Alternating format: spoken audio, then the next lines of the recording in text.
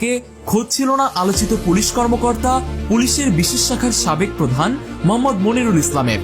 এরপর 13 আগস্ট পুলিশের বিশেষ শাখার সাবেক প্রধান অতিরিক্ত আইজিপি মোহাম্মদ মনিরুল ইসলামকে বাধ্যতামূলক অবসরে পাঠানো হয়।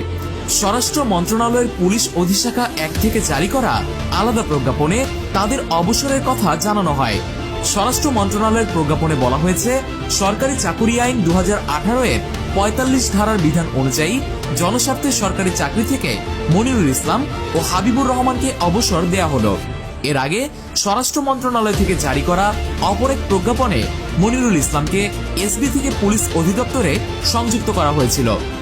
বাধ্যতামূলক অবসরে পাঠানোর পর কোনো হদিস ছিল না এই কর্মকর্তার। পরে 1 মাসের বেশি সময় পর গত 17 সেপ্টেম্বর হঠাৎ করে নিজের ফেসবুক আইডিতে একটি স্ট্যাটাস দেন মনিরুল ইসলাম। তিনি স্ট্যাটাসে লিখেছেন, প্রিয় ফেসবুক বন্ধুরা, আপনারা